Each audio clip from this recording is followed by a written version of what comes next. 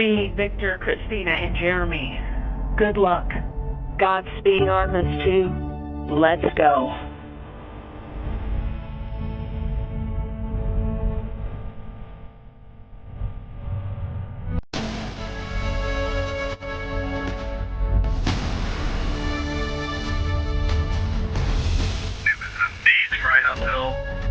We have good separation, good motion. Houston is go for TLI. We have the start of the translator injection burn that will send a crew around the moon, the first humans to do so in over 50 years. You can see the entire globe from pole to pole. It was the most spectacular moment. As of 30 seconds ago, you are now closer to the moon than you are to us on Earth. Good morning, Integrity, and good morning, Moon.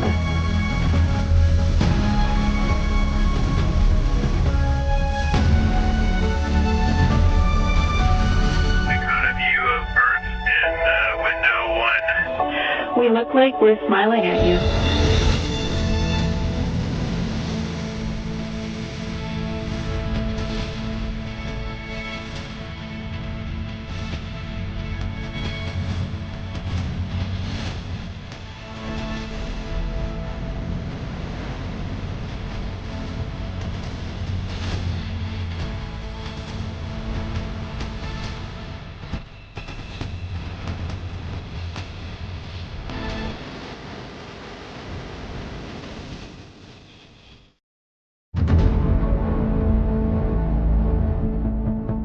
Good afternoon and welcome to NASA's Johnson Space Center for our Artemis II Crew News Conference. The Artemis II crew is back on Earth and they are ready to discuss their record-breaking mission with you today.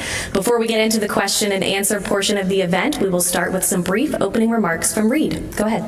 Thanks, Courtney. Well, that just happened. It's great to sit here and watch your mission go by in a short clip there. What an amazing journey that was. First and foremost, Victor, Christina, Jeremy, just thank you. Like, this was an unbelievable adventure, and it was made possible by this crew and the support of each other throughout the whole thing. And I've said it so many times, we are bonded forever. I mean, that's the closest 4 humans can be and not be a family. So it was just an amazing adventure, and every single person on that crew lifted each other up the entire time. So I just can't thank the 3 of you enough. Thank you. While we're giving thanks, you're welcome. While we're giving thanks, as astronauts, I feel like we're just always thanking the team. We're always thanking the team. So I think today we're just going to start by thanking the world.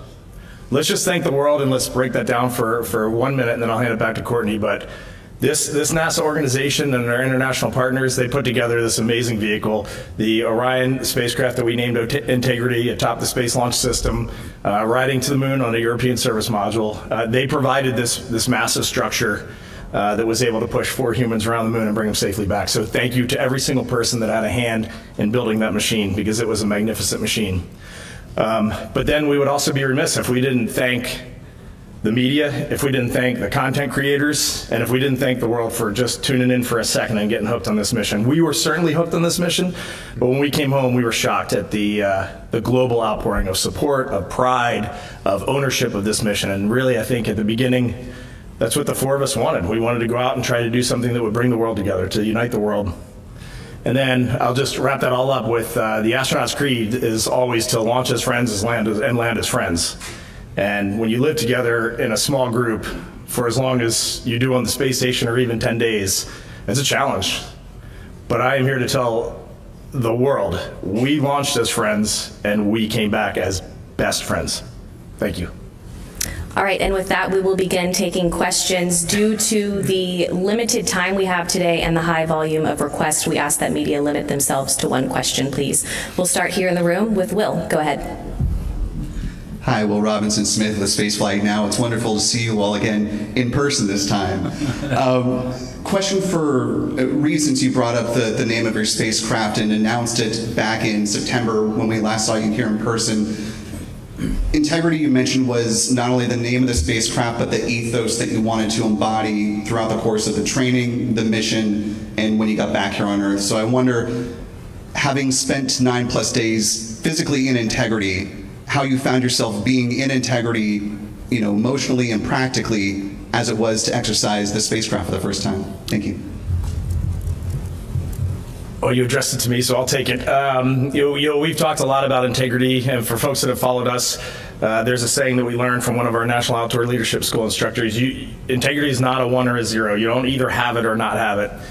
You can be in integrity and you can be out of integrity. And I will tell you, I'll be the first to admit that there were moments on this mission where I was out of integrity, because sometimes the view or the human experience would just pull me away from the work. And it happens, and it's a beautiful thing to get to witness what we got to witness. But at the end of the day, you got to do the mission too. And so there were moments where I was out of integrity. There was moments where each of us would fall out for a second. But the coolest part of that word, I was reflecting on last night, like, we named that spacecraft integrity, and it just kind of coalesced this thread in the 4 of us. And whenever someone would slip out, it was amazing to watch the other 3 pull them back in. And what a glorious thing. Anybody want to add anything for integrity? It's just such the perfect name for this crew and this spacecraft. We're going to take a few more questions here in the room and then go over to our phone bridge. Just a reminder for those on the phone bridge to please press *1 when you're ready to enter the queue. Go ahead. Hi, I'm Nick Notario with ABC 13. I want to talk to you all about the magnitude of what you all just did. So to give you some idea, ABC, on the splashdown coverage alone, 10 million people watched our network that day. Just splashdown. That's not the launch, the lunar flyby. And I got to tell you, one of those viewers was my daughter, Ellie, who turned 4 during your mission. And she was mesmerized by what you all were doing. She wasn't talking about her big bluey birthday party. She wasn't talking about the gifts that she got. Every night I came home from JSC, she said, "Daddy, Ellie, go to space." She was infatuated. When you hear stuff like that, and the amount of people that were interested in what you've done, has the gravity yet hit you about this mission, and how has it changed you as well? Great. First, I just want to thank you for sharing that. That is wonderful to hear about your daughter. That's awesome, and thank her for that, creating that story. We landed on Friday. Tomorrow will be 1 week, and I just was trying to live in a little hole for 1 week. Been off social media, not on the news, so no, I don't know. But my kids have made it pretty clear, my neighbors, and it's hard to live in a bubble nowadays. I'm trying very hard, but I think it's what I've come to realize is we did what we said we were going to do. Yep. And now we've got to step out and just face that reality. And so that's a great thing. But I'll figure it out tomorrow. Courtney started this by saying the crew is ready. I'm really not, but I will be next week. Do you mind if I add something? Yeah. Please. It's the way you word it. I mean, I love your question, but you say what you guys did, what the 4 of you did, and we just don't not see it that way. We should be rewording that question to what we did. That's what this was. We just went up and did what we were going to do. All we saw was a camera. We didn't have that connection with you. We lost that connection with Earth by and large. And so we just leaned into what we had. We leaned into each other and mission control, which is really all we had in our families a couple times. But we did that because we had been lifted up and supported to just go up there and be ourselves and just do our job. And we went into it thinking, it's not going to be perfect, but it's going to be good enough. Seems like it was good enough. I'll add a little bit, just my personal perspective. When I got back, as someone who doesn't necessarily like attention, I don't like the birthday song being sung to me, any of that. My husband said that before I got back, he had a conversation with my brothers and sisters, and they were like, "Who's going to tell her?" Because we didn't know. And in fact, what we were told, really through talking with a couple times with our families, was that there was an impact. Not necessarily the number of viewers or anything like that, but that there was a positive impact, that it was superseding any lines, any identities that people had. And when my husband looked me in the eye on that video call and said, "No, really, you've made a difference," it brought tears to my eyes, and I said, "That's all we ever wanted." Yep. And I can tell you that the difference now is when we come before you now, we've done this together. We took your hearts with us, and your hearts lifted our hearts. And now that we've done it, I think it's easier to accept that there's attention on the NASA teams, on the fact that we did it. In the beginning, 3 years ago, we were being celebrated for something that we hadn't done. And having put in the work and having seen our team's successes, I think we're ready to share in that inspiration and to celebrate it. Okay, we'll take 2 more here in the room and then head to our phone bridge. Kristen, go ahead. Hi, Kristen Fisher with The Endless Void, and welcome home. It's been such a joy watching how much this mission has gotten people so excited about space. My question's a little bit deep, so bear with me. When Apollo 14 astronaut Edgar Mitchell was returning from the moon, he had an experience so profound that when he returned to Earth, he devoted the rest of his life to studying the nature of human consciousness. And it's a theme that all 4 of you touched on to varying degrees at some point during the mission. And so my question is, now that you've been back on Earth for just a few days and had a little bit of time to sit with it, do any of you feel as though you had an experience similar to what Mitchell described, this sense of universal connectedness? And did you experience somehow a shift in consciousness somehow? Thanks. Yes. Chris, it's a great question. I'll just the only thing I can do is just share one quick story. When I got back on the ship, I'm not really a religious person, but there was just no other avenue for me to explain anything or to experience anything. So I asked for the chaplain on the Navy ship to just come visit us for a minute. And when that man walked in, I'd never met him before in my life, but I saw the cross on his collar, and I broke down in tears. Like, it's very hard to fully grasp what we just went through. And in these short, you just said it's been a week since we've been back, but it's been a week of medical testing, physical testing, doctors, science objectives. We have not had that decompression. We have not had that reflection time. So I'm basing this on what we saw. And when the sun eclipsed behind the moon, I think all 4 of us, I turned to Victor and I said, I don't think humanity has evolved to the point of being able to comprehend what we were looking at right now, because it was otherworldly. It was amazing. The only thing I would add is that beautiful thing. First of all, thank you for sharing that. That was a really special moment. I was in the bed right across when the chaplain came in, and the only thing I would add is I am a religious person, but everything else is the same. There is something in there, and as we start to process, I'll have to tell you next week, but haven't had a chance to really unpack it all yet.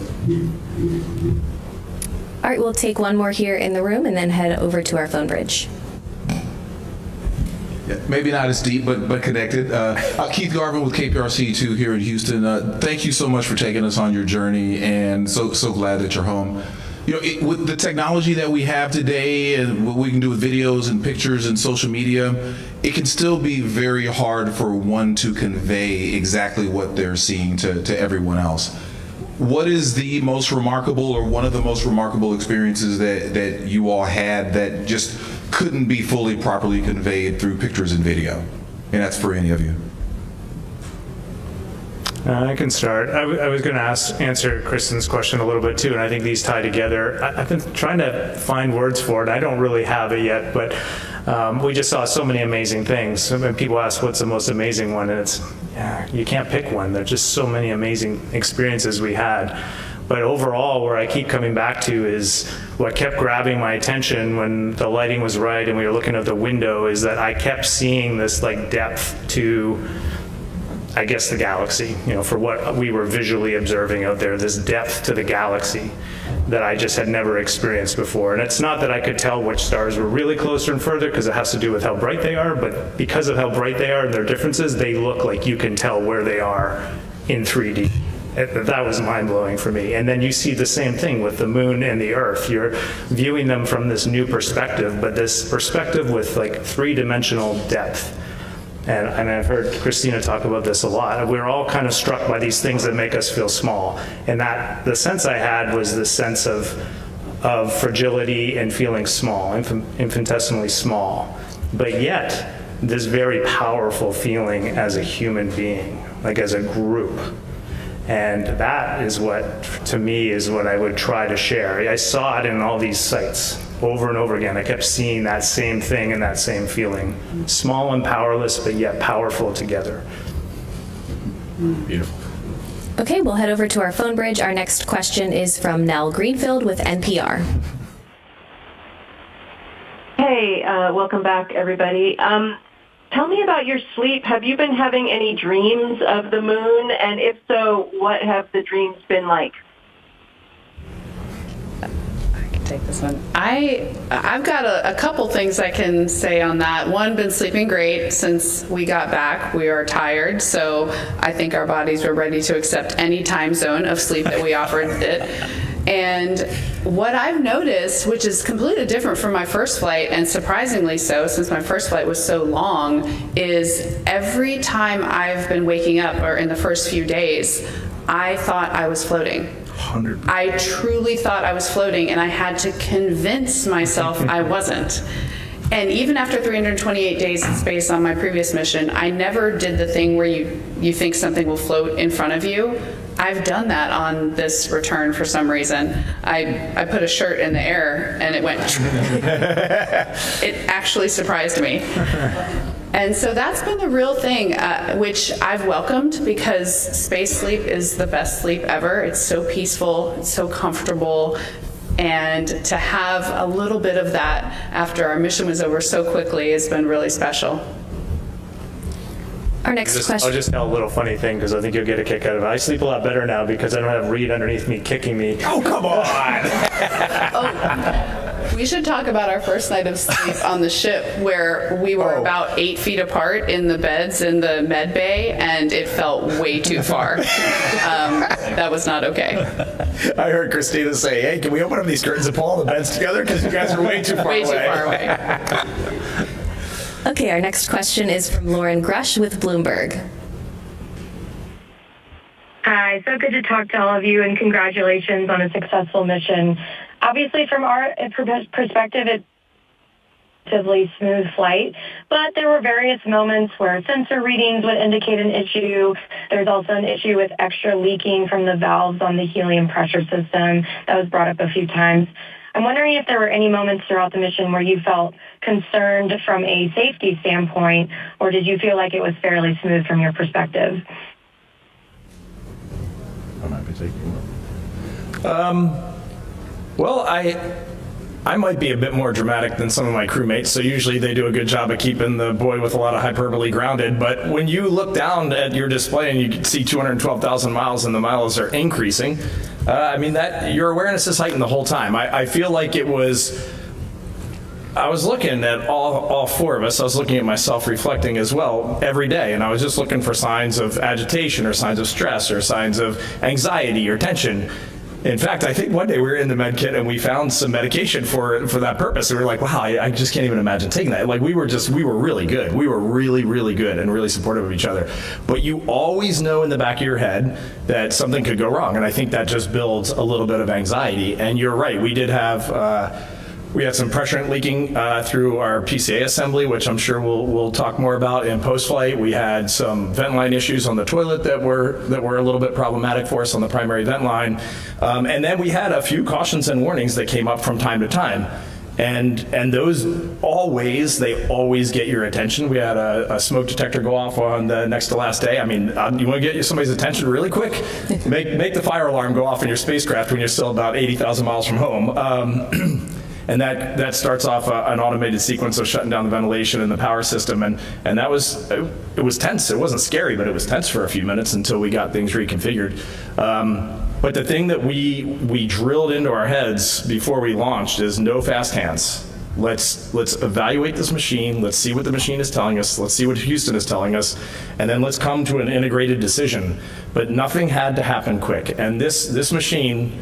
I was talking to our program manager last night on the phone for just a minute, Howard Hugh, and there are always things we need to improve. Always. There are ways we need to do better living in space. There's way this machine needs to be improved. But my own personal opinion, they could put the Artemis III Orion on the Space Launch System tomorrow and launch it, and the crew would be in great shape. So this vehicle really handled very well.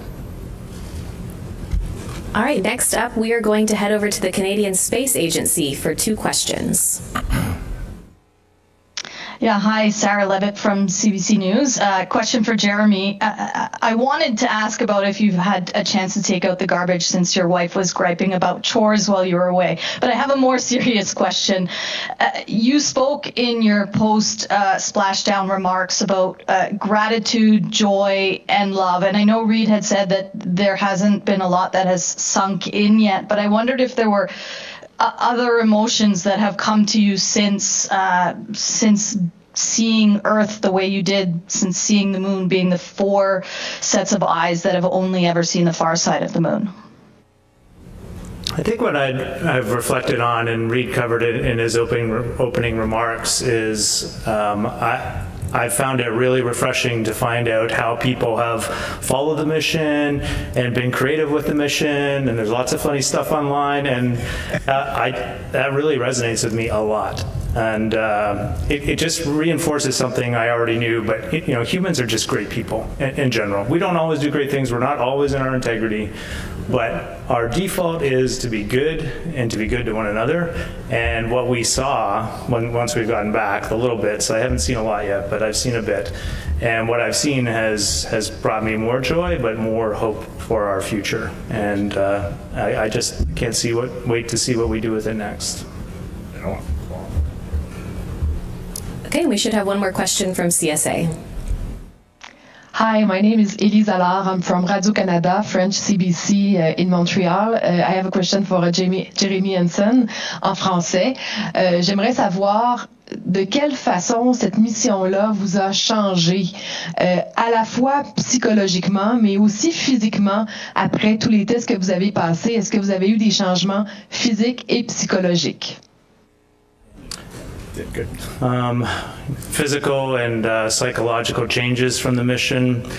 Pour moi, les changements physiques, ce n'était pas une grande chose, même en arrivant dans l'espace et après ici sur la Terre. Et ça, c'est une bonne chose. J'étais capable de passer la mission et juste faire mon travail. Alors, c'est une bonne chose, ça.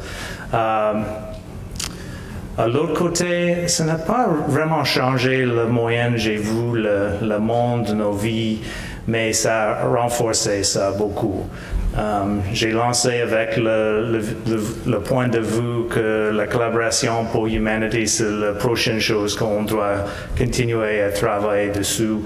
Et en vue la Terre, de le point de vue de la Lune, ça a renforcé cet objectif pour l'humanité. Alors j'ai un nouveau désir de travailler avec le monde pour créer ça pour nous. C'est vraiment important pour nous. Et aussi, je veux ajouter, maintenant, c'est évident pour moi qu'il faut que nous prenions des grands risques pour arriver à des grands bénéfices. C'est vraiment évident pour moi. Ça vaut la peine. I was just saying, psychologically, really, sort of what I was talking about before is that it hasn't changed my worldview so much as it's reinforced just the need for us to collaborate on this planet. And like Christina said in her remarks when we got back, I mean, we really are a crew, and that really resonates with us. And you just see it. Seeing is believing. All right, we'll take our next few questions here in the room. Go ahead. Hi, my name is McKenna Earnhardt, and I'm with Fox 26. My question would be, Victor, when I was watching you as y'all were watching the video of y'all coming back down, and I heard you say, I felt that, or I saw you say that. What were you feeling when you come from deeper in space than we've ever been to then you can see the ocean again? What did you feel? What was your body telling you? Thank you. Great question. And I'll keep my face quiet more next time. No, the moment, well, first of all of the things. That was a very intense 13 minutes and 36 seconds. That moment was when the drogues released, and then the pilot chutes and the mains came out. In Dragon, I've experienced a similar entry, and in Dragon, the drogue chutes don't release the same way in the same sequencing. And so I don't remember feeling, back to free fall from having drag or G on the vehicle. I think those actually are still connected to the vehicle as the main chutes come out. On that vehicle, I remember feeling the yo-yo, though, as the parachutes were breathing. I could feel that 30, 20 feet moving up and down.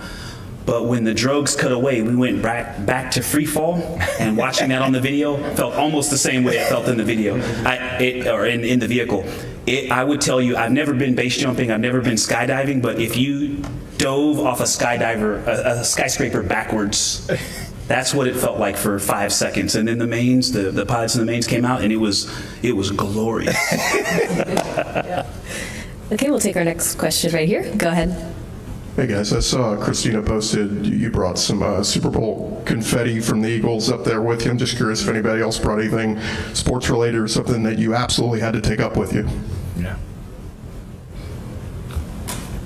Oh, from a general sense, we all do get a very small allocation, mass allocation, and on this vehicle it's very small. So we were just trying to think of things we could take. Like I took a couple notes from friends and things that I had written down, some great quotes, and then I just, on my way out of my house, I just grabbed this bracelet, which my daughter had made for me a couple years ago. I was just like, I need something that I can just wear and take. And oddly enough, like it was the coolest thing for me to just be grounded every night when I would get my sleeping bag and I would see this thing, and it's just like it's that connection to home, to family, and to my daughters, and that was an accident, and it was a hugely successful thing for me. It really helped me stay grounded on that mission. So those things can come out of nowhere. Things that were so important to you when you launch can be less important in space, and things that were just an afterthought in space can become the absolute most important thing that you can possibly take. So I think overall we did a pretty good job with that. And I've said it before, but just listening to them communicate with their families on those tiny little moments that we got to communicate with our families. We each got 2 chances to call. And for me, that's one of the most lasting impacts of this mission, was listening to your friend and crewmate go into this other world with this headset on for 15 minutes and giggle and laugh, and every one of us cried. I mean, nobody didn't get through those things without crying. And then you would take those headphones off at the end, and it was like coming back into a different universe when you would come out of that family conference, and it just reminded you how important that is right there. Okay, we'll take one more here in the room and then head to our phone bridge. Go ahead. Hi guys, welcome back. Glad to hear that you've been sleeping well. This is Jishnu Nair with the Houston Business Journal, and this question is for all of you, coming actually from a group of our younger readers. One thing I noticed during the 10 days that you guys were up in space is that we got so many emails, DMs, notes, whatever from younger folks expressing how cool it was and how they or their little brothers or their sons or daughters could get started. And we heard from leadership on Friday as you guys were re-entering. We heard from leadership that NASA wants to be doing these missions more often. They want to be doing them faster, and they want to be getting humans to the moon and beyond, hopefully. And so from some of the first people to actually have done it in quite a while, what's one piece of advice maybe that maybe each of you could give to these younger folks who are looking skywards now? You want to just go right down the line? I would say the big thing for me, and we saw it in this mission, is I think we're starting to lose scope as a society that you do have to go do things. Like, you have to go do really hard, really challenging things, and you have to go move the needle. And that actually means like bending metal and fueling rockets, or that means inventing a new way to do surgery. But we have got to get our hands out there and engaged. Our hands and our minds have got to be engaged. I think, there's a professional path that folks are going to take to get into whatever profession, and then, that's kind of a springboard to get this job. This is no one's first job. It's not an entry-level thing. But I would encourage them to start now, before they even are on that journey, to really get comfortable asking questions and then listening to their peers, but also to their mentors. I think that has been a game changer for all of us. There's so much to know in this business, and none of us knows it all. Yes, it is my call sign, but I do not know everything. And we have to rely on the wisdom of the village so much that it needs to be a part of, it needs to be unconscious. You need to be unconsciously competent at asking a question, or when people are just having a conversation that impacts something you need to know, to just savor it. take it in and make it a part of what you believe. The 3 things I've always encouraged young people to do, I think still apply: to be gritty or resilient, to be a lifelong learner, and to be a good teammate. So good. I love everything I've heard. The 3 things that I usually say, and I don't think they've changed, are find your fulfillment. I used to say find your passion, but for me it's changed to find what you can do the slowest for the longest and still absolutely love it and go in that direction. Do what scares you. Path of least resistance isn't usually the path that will give the most back to the world and give you the most sense of courage and confidence. And finally, support those around you. The benefits that compound when you support those around you and they support you back are just immeasurable. Maybe the one I'll emphasize is just follow the example that people saw here. Don't do it alone, and share what you're trying to accomplish with others, because you need the support of others to do big things. And so share your goals, be brave enough to share them, and then you'll be surprised how people surround you and lift you up to accomplish them. Nice. All right, we'll head over to our phone bridge. Our next question is from Andrea with the Houston Chronicle. Hi, I'd like to ask about mental health. It was a very busy mission. How are you able to take care of yourself, get some rest and some me time when you guys are sharing just that small area throughout the mission? Thanks. There wasn't much me time. There wasn't. We have sprinkled this in throughout other topics, but everything we did up there was a 4-person activity, minimum. Everything. How we ate, slept, flew the vehicle, and some of it was on purpose. A lot of it we realized real time. When Jeremy exercised, we were all exercising. It was a team effort to the last period, and so I just want to emphasize that we actually, I think the me space was maybe a myth. That 15-minute checkout when you're talking to your family, it did feel like being teleported out of the vehicle, but you teleported right back. And so we embraced that. That was a part of it, though. That was a facet, a flavor, an ingredient of how we flew the mission. And instead of trying to avoid that, I don't know, I'm speaking for us, and we also don't do that often, but I would say from the proof in that pudding, we leaned into it and used it as a way to get through instead of trying to fight it the whole time. Yeah. Mm-hmm. Yeah, I think the one thing I want to add is just we have tried over the last 3 years to be very good at communicating, which is what you just said.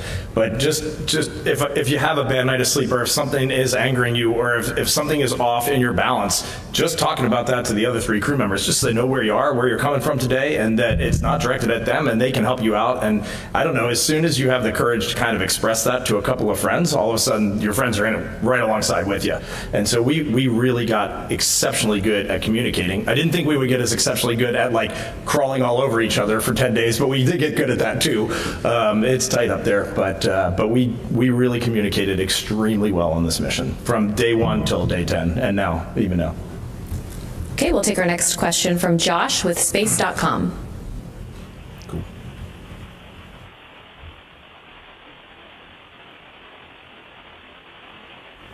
Josh, if you're talking, we can't hear you.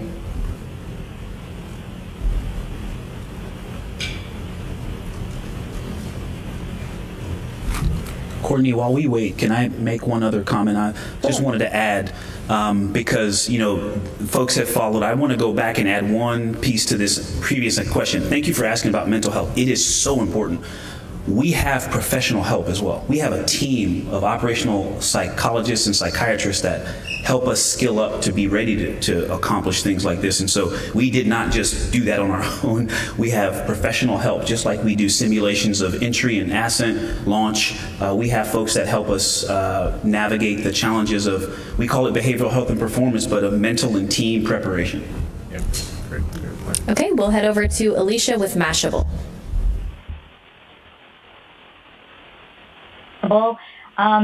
Before 2025, NASA repeatedly stated that the first Artemis moon landing would see the first woman and the first person of color on the moon. That language has since been removed from agency materials. I'd like to ask each one of you, do you believe NASA should still adhere to that original commitment for the first landing mission, and why? It's good. It's a good question. Yeah, it's a great question. Our understanding of that statement was basically that the Artemis campaign as a whole will usher in an era where that is true, and that it would happen naturally because our astronaut corps, because of decisions we made collectively decades ago, represents our entire country and our entire world in many ways. We're proud of that. We're proud that the people in our corps achieve excellence and strive for excellence in all the same ways. And the fact is, you don't have to try too hard to make that come true, to make that be the reality of this mission. You'd actually have to try harder to not make that be true in the astronaut corps that we have. And I do think that's something to celebrate, that decades ago we made the decision that everyone who has a dream gets to work equally hard to achieve that dream, and that if we're not going for all and by all, we aren't answering humanity's call to explore, which is what we do here. Awesome. Perfect. All right, our next question is from Claire Cameron with Scientific American. Hi there. I just wanted to ask a little bit more about, some of the challenges that y'all face on the spacecraft. And particularly, a lot of our readers were particularly interested in the toilet problems. I just wondered if you could speak to that and if there's anything that you wish was different on the capsule or had been better or improved. I do not mind starting this. We probably all want to throw a little bit in. I just want to say 100% point blank, that was a wonderful toilet. The toilet worked great. Where we had an issue, and it was an issue for sure, is that our primary vent line, which takes, when you go to the bathroom at the end of doing that, you flush the toilet flushed just fine, but then when the liquid went out the bottom of the toilet, it got clogged up in our vent line, and our tank can only hold about maybe I'm guessing like under 10 urination events, I guess that tank can hold, and then it's got to be dumped. And for the first 2 days of the mission, it was fun to watch that thing get dumped. I mean, that is an interesting thing to see out the window. It's just like a billion little tiny flecks of ice heading out into deep space. But that primary vent line got clogged or gunked, or we'll wait and see exactly what the technical reason was, and that put a limitation on us. So I definitely, for those great engineers that made that toilet, I don't want them hanging their head low. They should hang it very high. It was a great piece of gear. And then what did we learn? Like, there's always things we need to improve. I think the thing, just speaking for myself, the thing that really surprised me on this mission was how well the spacecraft handled and how well the machine supported the 4 humans on board. We were a little cold the first 2 days. They warmed it up. They fixed everything that we asked. The thing that we need to probably work on for the next mission is now we know the things that we didn't know before we launched. Like, when you want to go into a bag and get lunch, but you got to dig through 1,000 different things to get to lunch, it makes it really hard and cumbersome to eat on a very busy day. There are different ways that we could manage the cabin during workout. Like, we have learned all these little nuances that we can make Artemis 3, 4, 5, just bring the gains down on those things so that they can focus, which we've always said on their task, rendezvousing with spacecraft in orbit, getting on the lunar surface, and building a sustainable presence on the moon. Like, we hold the key to that lock, and we've already started debriefing so that they don't have to worry about that lock. Our next question is from Robert Perlman with CollectSpace.com. Thank you, and let me say thank you first for the most amazing days following your journey. My question is for all of you. If the U.S. Postal Service wanted to repeat Apollo 8 history and issue a stamp based on just one photograph that you returned from your mission, what one photo would you choose, and who among you took it? The 4 of us hugging where his face is hanging out the bottom. That's the stamp I want. Yes. Yes. The country does not need that. It does. No, we need it. I think something that we all feel and we try to share is how much we want to reflect back to you all how we did this. Not we as a crew, we as countries and as humans did this. And so what popped into my head as you were asking that is the picture of the Earth as we started to go farther from the Earth, and we've got this beautiful one where you can see the northern lights because when we were getting really close to the moon, talking about looking at you and how beautiful Earth is, that represents how far we were, but it shows you. I cannot overstress that. Like we did this together. And so that picture to me is at least representative of a lot for this mission. I also haven't looked through many of the pictures. Like I said, I've been in my hole for almost a week. And we are very intentionally not trying to take individual photo credit for things, but can I share that specific one? He took that picture and he worked really hard he captured a lot of things that we did not think we would be able to get on film. And so that picture was Reed Wiseman, and it was not the first try. He made the adjustments to the camera and got a great picture. So yeah, congrats, it was awesome.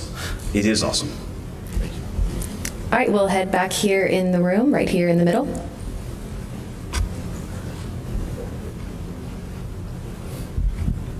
Thank you. Mark Kirkman with NSF. With the exception of Rise, Reed was kind enough to let all of you manhandle the spacecraft, but I'd like to, I guess, focus in mostly on Reed and Ike.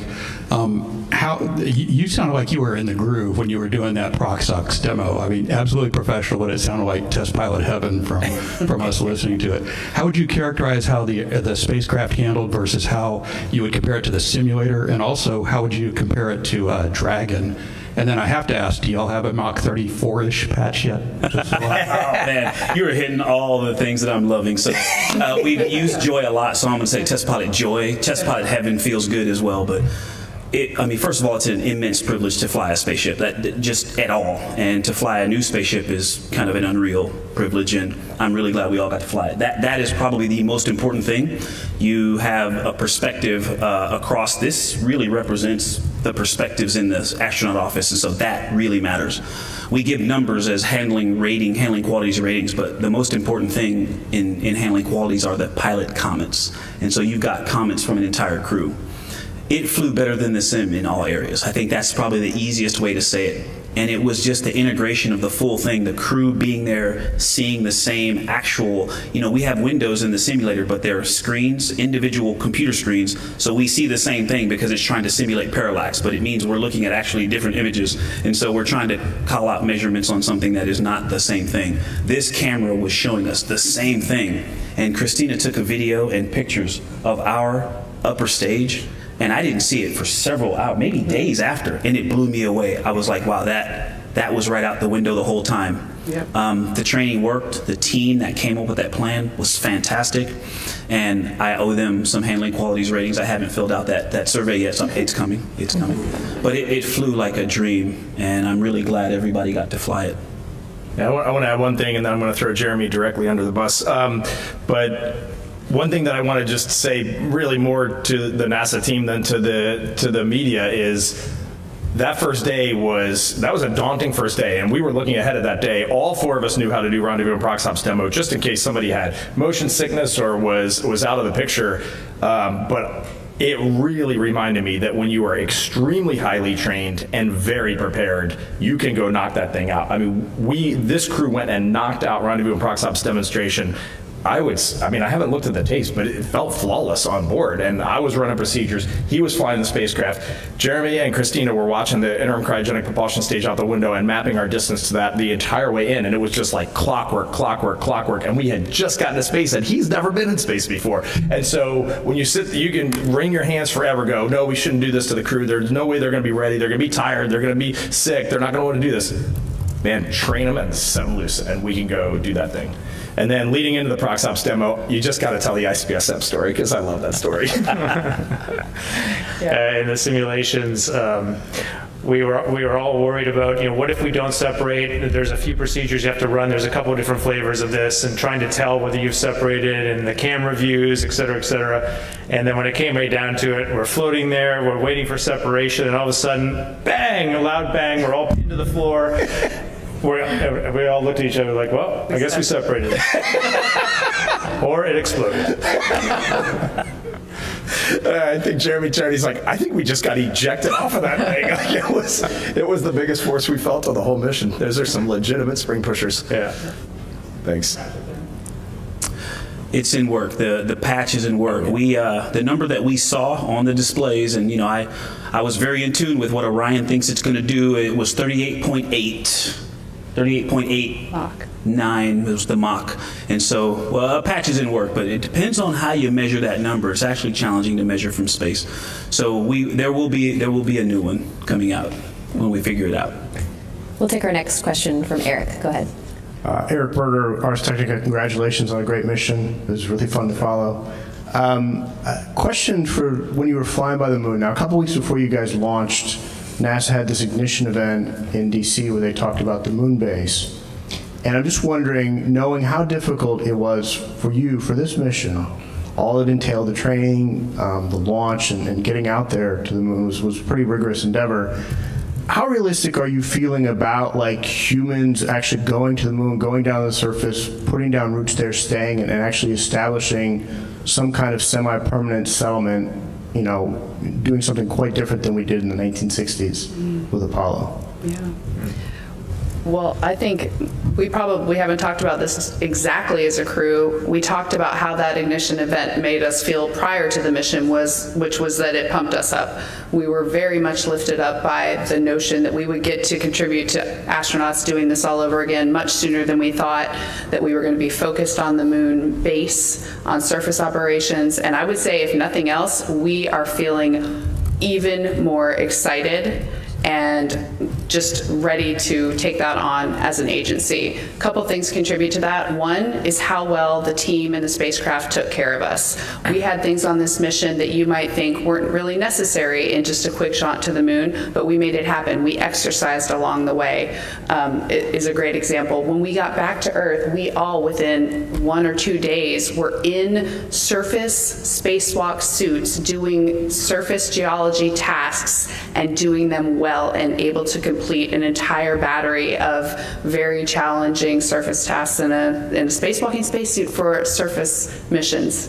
There's just so many examples where we've shown that we can, all of the analysis that we do prior to missions, all of the talking that we do, all of the what ifs, all of the just coming up with every possible operational workaround for anything you might encounter, we can do that, and we do. So we figure out all these things that could go wrong, all the extra resources it's going to take to do these things that sound completely outlandish and impossible right now, but the truth is, accomplishing the near impossible is exactly what we do and what we just showed that we can do. I don't really want to add anything to that because that was so perfect. I'm going to say one last little thing, which is I did have a little weird technical epiphany, Eric, while we were out there, which was we just went 250,000 miles away. And I'm telling you right now, if we had a first flight lander on board that thing, I know at least 3 of my crewmates would have been in it trying to land on the moon. The jump, when you think about Apollo 8 went around the moon, 9 stayed in Leo, 10 almost landed on the moon, and I've talked to a few of those gentlemen in the past, and they said if they had enough fuel, they would have done it. It's not, I'm going to eat these words, it's not the leap I thought it was. Once we're around the moon, we're in the vacuum of space, we got a 6-star vehicle that's handling great. If you had given us the keys to the lander, we would have taken it down and landed on that moon. It is not the leap I thought it was. It's going to be extremely technically challenging, but this team needs to show up every day knowing it is absolutely doable, and it's doable soon. This mission taught me that the unknown is way scarier than the known. Every single time we accomplished a mission test objective, we all looked at each other and were like, that actually went pretty well. That was actually not necessarily easy because it took a ton of work, but it was easy to accomplish as a team because we had put in the work. We know how to put in the work to make it accomplishable when the time comes. Awesome. I think, Eric, I'd like to add something that I think you're pulling at too is, I agree with everything that was said. We have to be willing to accept a little more risk than we were willing to accept in the past, and to just trust that we will figure it out in real time. We're not going to be able to pound everything flat before we go. We're going to have to trust each other and crews and mission control to work through real problems. And it was very evident to us out there, this went really smoothly, super smoothly. I'm not surprised. Extraordinary team, a lot of work was done in advance. But it was also very clear to us that it could get pretty bumpy. Yep. And whoever is going out there to do those things got to understand it could get real bumpy real fast, and has to be ready to take that on. Thanks. Hey, since everybody spoke, I'm going to just say one thing. Eric, it was awesome to hear you start this off by saying something was fun. Thanks, buddy. Okay, we'll take one more question here in the room and then head to our phone bridge. Mark, go ahead. That's great. Mark Carreau with Aviation Week and Space Technology. Awesome. How much longer will you be in post-mission Johnson care, and have you found that to be a valuable part of the mission? Oh. That's a good question. So, the program we use for flying to and from the International Space Station is kind of the cut and paste what we started with, and then we whittled it away and tried to make it appropriate for this mission duration. So there is a dedicated 2-week period of medical checks, science collection, and strength and conditioning, rehabilitation, readaptation.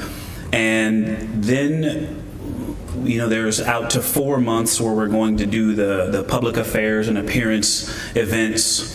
There's about a 45-day cutover where we're actually the person we work for will change. So there's a sort of a gradual redeployment or a gradual move out of the post-flight. But it started off with the same basic plan that we use for ISS, knowing that this is a short mission, so we may not need reconditioning for 30 or 45 days like I did post-ISS. And we've just been trying to tailor it. One reason, though, that it's really important, I felt like $1 million on Friday. So today I'm up to $1,006,000. But it's important for us to run these processes out because we are still making changes and learning ways that we're going to support the 30 and 45-day missions of Artemis 3, 4, 5. And so it's really important for us to keep practicing, keeping our heads in the game. All right, we will head back to our phone bridge. Josh with space.com. Let's try this again. Hi, Josh Dinner, space.com. Hope you can hear me this time. Can y'all hear me this time? Hello? Yes, we have you loud and clear. Oh, excellent. All right. So I'm curious, as you have each been looking for the words to relay this experience to your family and friends and colleagues since your return, everyone has their own perspective of viewing the narration of their story.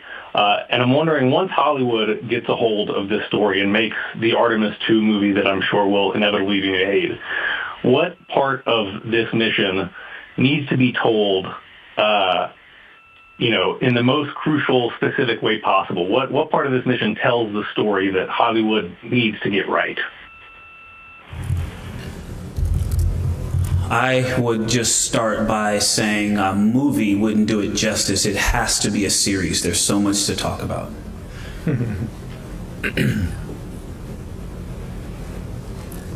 Okay, we will take our next question from... Well, wait. We gotta honor that one a little. Just give us a second, Courtney. I guess the thing that might be hardest to convey, no matter what the platform, would be how much it meant to us to bring everyone along with us, and how much it meant to us to hear that the mission had an impact. I cannot overstate how important that was to us. It was every bit as important as accomplishing the technical goals, and being there for our NASA teammates was to make this the world's mission and for it to have a positive impact on as much of the world as possible. All right, our next question is from Marcia Dunn with the Associated Press. Oh, hi, welcome back. Read for you, please. I was looking for a report card on the heat shield following re-entry. What are you hearing on how it fared? Was there very much damage? Thanks. It's a great question. It's, for sure we need to see what NASA says on the data. They are going to do to this heat shield what they did to Artemis I, and we are going to fine-tooth comb every single, not even every molecule, probably every atom on this heat shield. But the four of us, when we got off the Navy ship, the USS John P. Murtha, we were getting ready to get on the helicopters, and I think we all kind of agreed that we heard that integrity was in the well deck there, and we did not feel right leaving that ship without doing two things. Number one, we wanted to see our spacecraft. We wanted to go look at that spacecraft. And number two, there was a gentleman who led the Charlos investigation team after Artemis I, a single named Luis, but he managed a great team. And we heard he was on the ship, and I needed to hug that man. I needed to go see that man and thank him because the data that they pulled from Artemis I, I think Artemis I is probably the most studied heat shield in the history of spaceflight, for sure the history of human spaceflight, maybe the shuttle in its early days, I don't know. But they figured out what was wrong with that heat shield, they determined root cause of that heat shield, and then they left it up to NASA to decide, are we going to fly a different heat shield, or are we going to change the trajectory and fly as is? And they gave us, NASA, the options to do what we thought was right.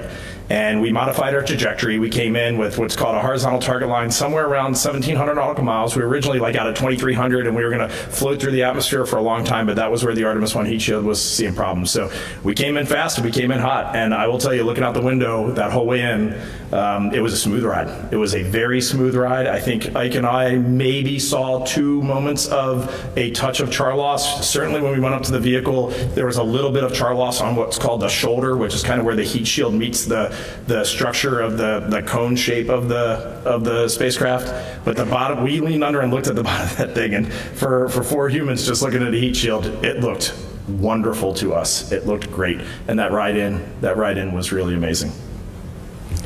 All right, we'll take another question on the phone bridge from Anthony Leone with Spectrum News. Hello, welcome back. Thank you for taking time to answer our questions today. We touched on a little about the future missions. What piece of advice do you each have for the future Artemis crew who will land on the moon again? Thank you. Man, I'm taking up a lot of CO2 today. I'll keep this short. You have got to invest in each other. That's the number one thing I would say. After that, I would tell them to, well, something that was shared with us from the crewed flight test, the Boeing CFT crew, ask more questions. That's a great one. Mm-hmm. Yeah. I would say, in addition to those, remember that you are part of a team. Something that we do well is we always thank our teams for what they've done. And something I always add to that is congratulations, because to say thank you sometimes to me seems like there's an assumption there that we're the one that did it and everyone else supported, but that's not how I see it.